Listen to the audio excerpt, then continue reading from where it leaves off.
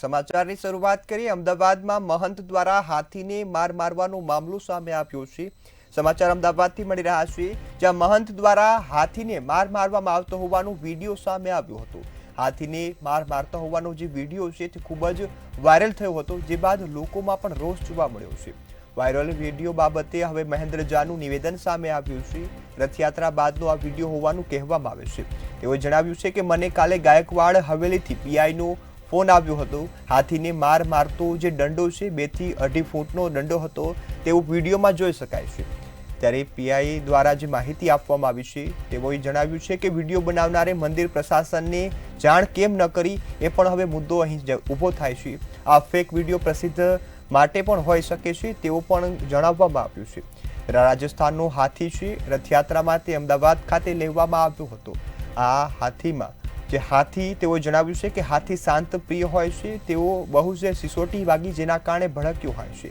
નાની હાથણી બહુ જ અવાજ કરતી હતી અને તેણે ભાગવાનો પ્રયાસ પણ કર્યો હતો, જેના કારણે બીજા હાથીઓ છે તે પણ ભડકી ગયા હતા। નાની હાથીને ભાગવાનો પ્રયત્ન કર્યો હતો, તેથી તમામ જે હાથીઓ છે તે ભાગ્યાની ઘટના બની હતી। હાલ બધા જ મહાવતને આદેશ આપવામાં આવ્યા છે। ત્યારે આ વિડીયો વાયરલ થયા બાદ લોકો પણ જે રોષ છે તે વ્યક્ત કરી રહ્યા હતા। આ રાજસ્થાનનો હાથી છે ને રથયાત્રા છે તેની માટે અમદાવાદ આવ્યું હતું, તેમાં હાથીની ભાગદોડ થઈ હતી, જે બાદ તેઓને ઇન્જેક્શન આપી અને કાબૂમાં લેવામાં આવ્યા હતા। ત્યારે આ ઘટનામાં સદનસીબે કોઈ જાનહાનિ થઈ નથી। વિડીયો બનાવીને જતો રહ્યો એવું પણ હોઈ શકે કે મહાવતને ભાઈબંધી કરીને આવો વિડીયો ફેક વિડીયો બનાવીને એને પોપ્યુલારિટી મેળવવા માટે છે ને આ વાયરલ કર્યો હોય। પછી કારણ તે પછી જ્યારે પીઆઈ સાહેબ જ્યારે વાત થઈ એટલે પર્સનલી મેં તપાસ કરાવડાવી કે ભાઈ હાથી કોની છે, તો ત્યાંથી મને અને ખરેખર એ હાથી રાજસ્થાનથી આવેલો છે અને રથયાત્રામાં ભાગ લેવા માટે આવેલો છે। 2-4 દિવસ રોકાય પછી નીકળી જાય, એ મહાવત ત્યાંથી ભાગી ગયું છે।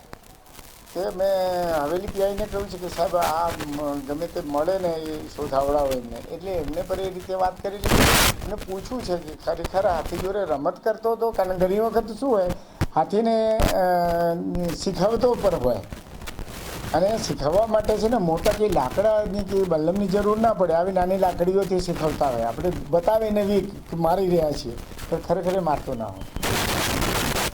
બીજું કે હાથી કારણ આપના